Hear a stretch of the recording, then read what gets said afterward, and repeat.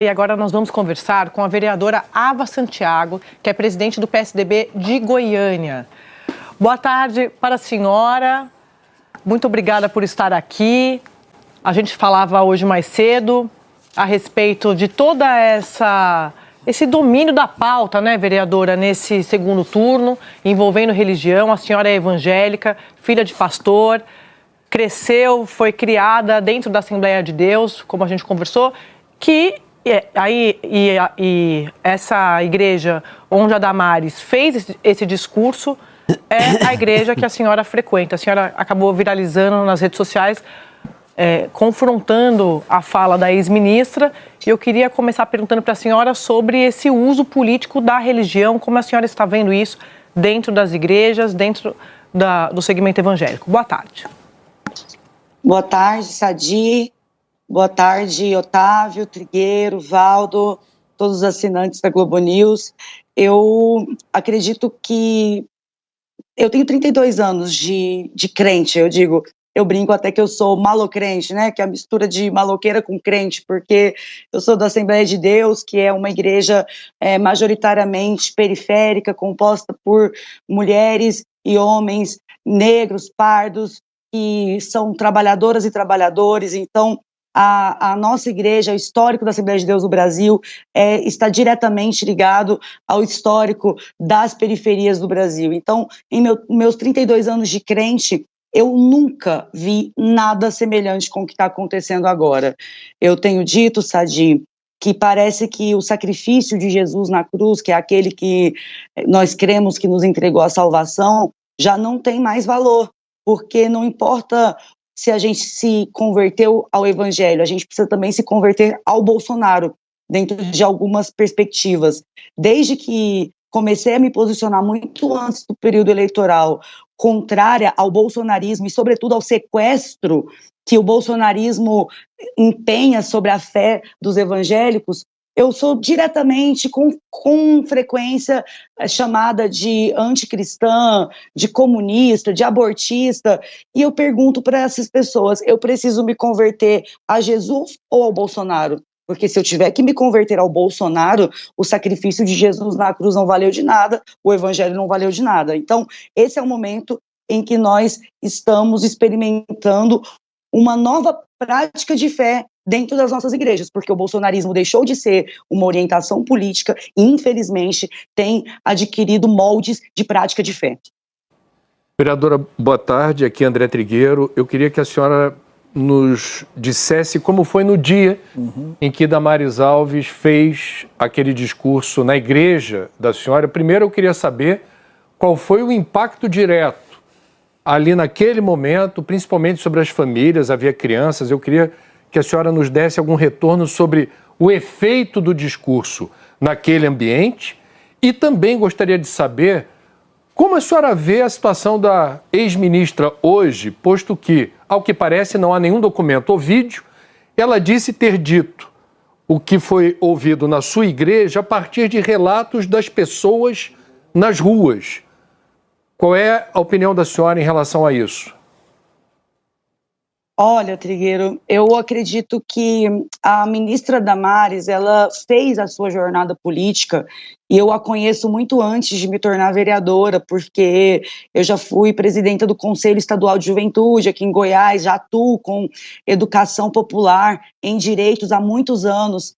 E eu sempre encontrei a Damares nos corredores do Senado e ela já pavimentava esse caminho. E isso é algo que a gente precisa também ter atenção. Era o que eu comentava mais cedo com a Sadi no telefone. Nada do que nós estamos experimentando agora começou da noite para o dia. São anos trabalhando a separação entre a igreja e o seu compromisso social, bem como a aproximação da igreja com as pautas de costume, como se nós estivéssemos sob ameaça. Eu não estava dentro do templo, porque foi um culto chamado para a Damares e para a primeira-dama Michele Bolsonaro. Então eu já não fui lá, porque todo mundo que estava lá estava com esse propósito, o que por si só eu já considero um vilipêndio da nossa fé.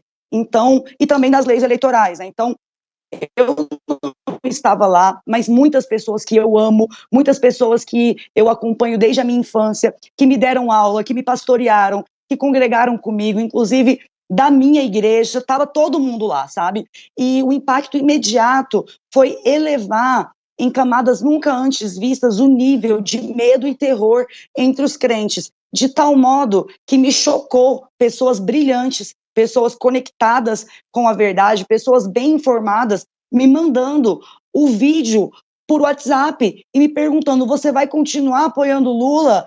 Ele é o inimigo das nossas crianças. E aí eu fui ficando angustiada e resolvi fazer esse vídeo que a Sadi mencionou, que viralizou, perguntando se as coisas estavam escondidas nas gavetas do ministério, por que elas foram trazidas à tona só durante o segundo turno? Se o Bolsonaro diz tanto defender a infância, por quê? Porque para mim e para nós que fazemos política pública, a defesa das infâncias se faz no orçamento público da União. Então, como é que eu posso dizer que o Bolsonaro defende as infâncias se ele cortou quase que inteiro o recurso gasto com enfrentamento à exploração sexual infantil, ele zerou o investimento em enfrentamento ao trabalho infantil análogo à escravidão? Então, como é que eu posso dizer que ele defende as infâncias se ele sequer reajustou o orçamento para a merenda escolar? E eu me pergunto como que nós, enquanto igreja, não percebemos isso, se os nossos filhos é que estão nas escolas públicas, se os nossos filhos é que dependem de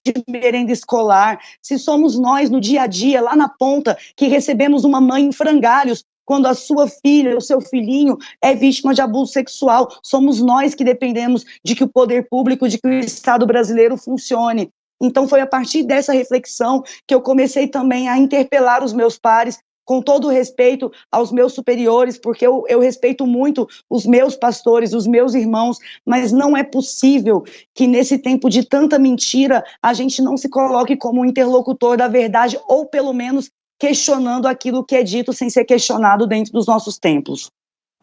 Vereadora Ávora, boa tarde, Valdo Cruz.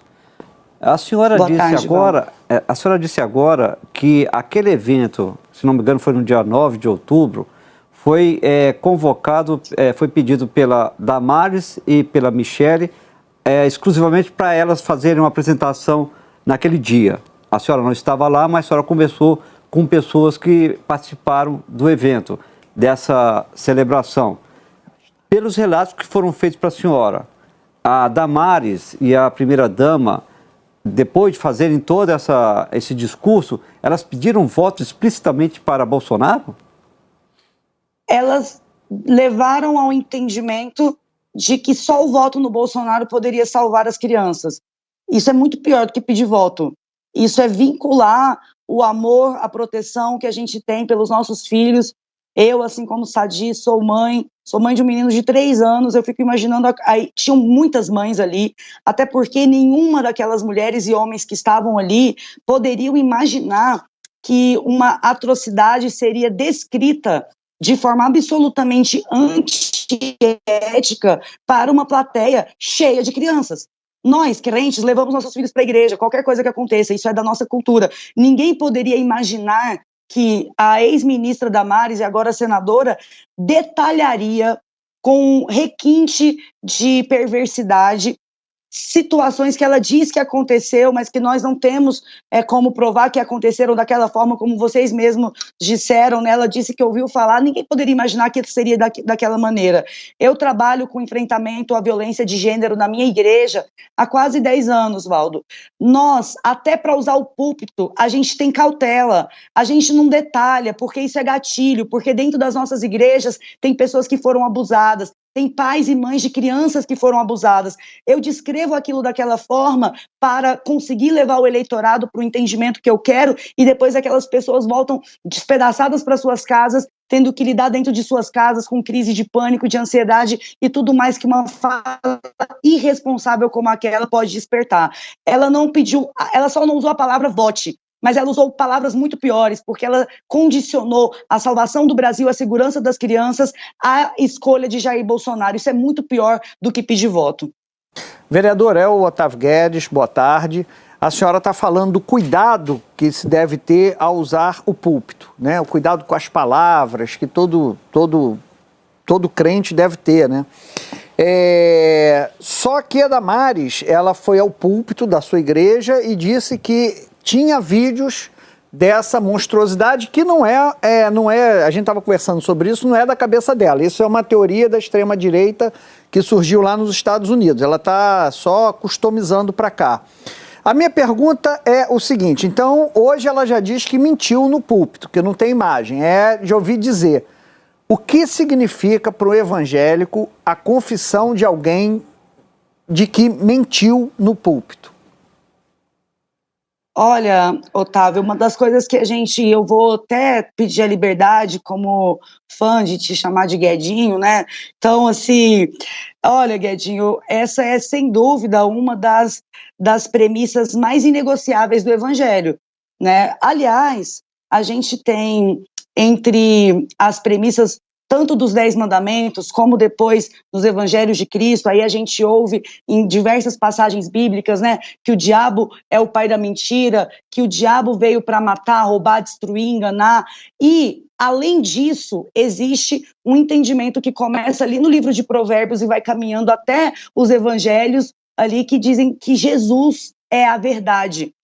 Poucos adjetivos são utilizados de forma tão singular para o próprio Cristo, como a verdade. Então, a partir do momento em que a mentira é aceita e instrumentalizada, é como se a gente estivesse, mais uma vez, levando Jesus à cruz, já que se ele é a verdade, a sua antítese é a mentira.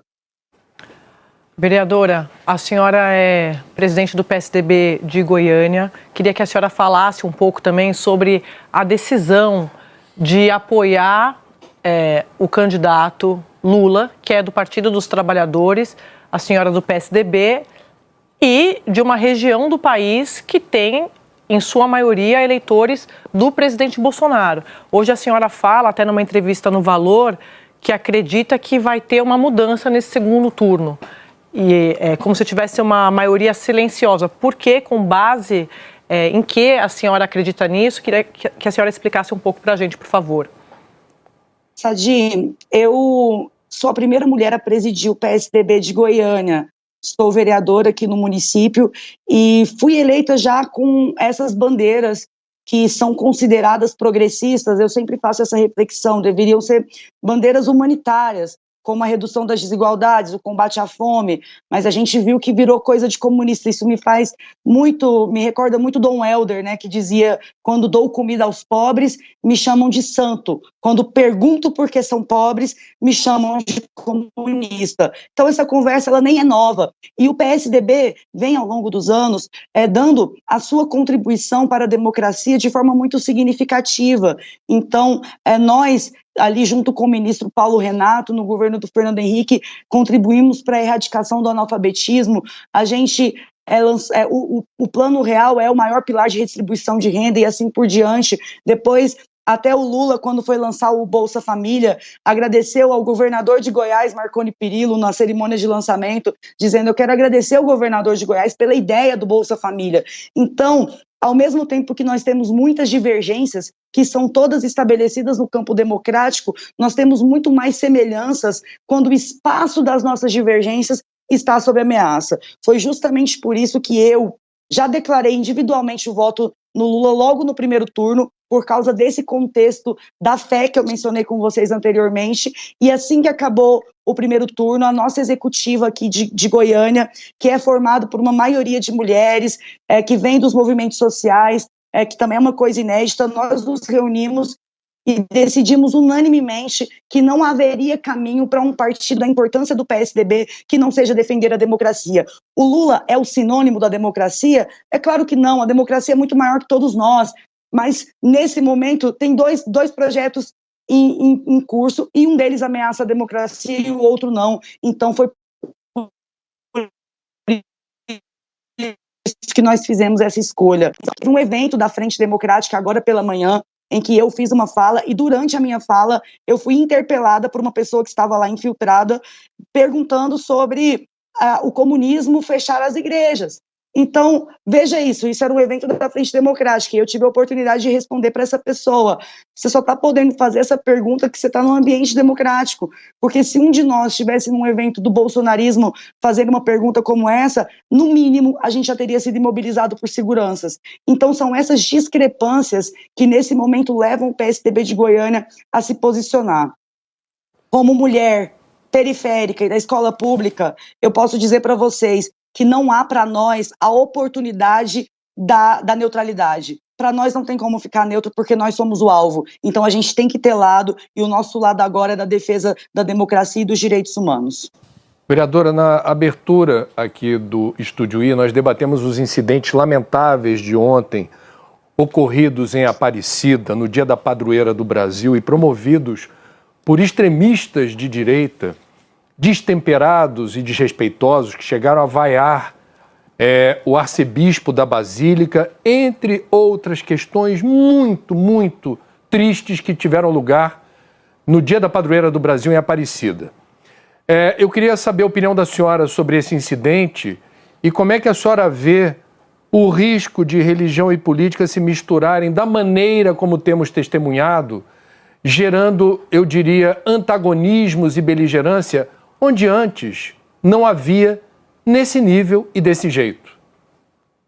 Olha, André, eu assisti aquelas imagens e assim, inevitavelmente, eu caí no choro, porque se os principais pilares do Evangelho passarem a serem considerados pela cristandade brasileira como uma ameaça à nossa fé, então a nossa fé deixa de existir. Quando o arcebispo, falando sobre o combate à fome e sobre a centralidade de Cristo, eu acho que esse é o ponto que a gente precisa mais se atentar nesse momento. O que tem sido exigido de nós? Que a gente tire a centralidade de Cristo e deposite essa centralidade em um projeto político. Então, o que foi chamado a atenção pelo arcebispo? A centralidade de Cristo e a importância da igreja fazer o que fazia a igreja primitiva. A Bíblia é muito clara quando diz que quando Jesus ia pregar, ele não despedia as pessoas com fome. Antes ele movia-se de íntima compaixão para com elas, curava os seus enfermos, multiplicava pão e peixe para alimentá-las. Porque o próprio Cristo, quando em sua passagem por essa terra, não viveu apenas de milagres espirituais, mas de satisfazer e de solucionar as fomes práticas, as chagas reais dos corpos das pessoas. Se isso for ignorado sob uma perspectiva de fé, a nossa fé acabou. Então, o que nós presenciamos ali em Aparecida foi o auge, foi a consolidação de uma milícia que se intitula cristã para sequestrar a razão da nossa fé e colocar o bolsonarismo no lugar. Como eu disse, eu nunca tinha presenciado situações semelhantes a essas e eu tenho muito medo de dizer na igreja o que diz o Evangelho, que Jesus disse que é mais fácil passar um camelo por um buraco de uma agulha do que um rico entrar no reino do céu. Eu tenho medo de ler a passagem de Atos, em que Jesus diz para Ananias e Safira que eles teriam que vender todos os seus bens e dar aos pobres se eles quisessem herdar o reino do céu, porque tudo isso pode ser considerado comunismo, quando na verdade é só a leitura mais básica e elementar do texto bíblico que está entre nós há 2000 anos. Vereadora, queria agradecer imensamente a participação da senhora aqui no Estúdio I. Foi um prazer conversar, dialogar, debater, estamos sempre à disposição. Eu tenho que encerrar também, porque o Otávio Guedes está quase pedindo esse Louro José ali da senhora. Ah, não, Louro José, não, sem brincadeira, estava comentando aqui. Me permitam, eu preciso de 10 segundos para dizer isso. Eu sou uma viciada no Louro José e talvez todo esse estremecimento democrático tenha começado quando Ana Maria Braga não aceitou o resultado da enquete em que nós, brasileiros, escolhemos que ele deveria chamar Lourito e ela colocou Louro Mané. Ali, me perdoe Petra Costa, mas foi ali que começou a democracia em vertigem. Tá certo. Vereadora, muito obrigada, um abraço para a senhora, até a próxima.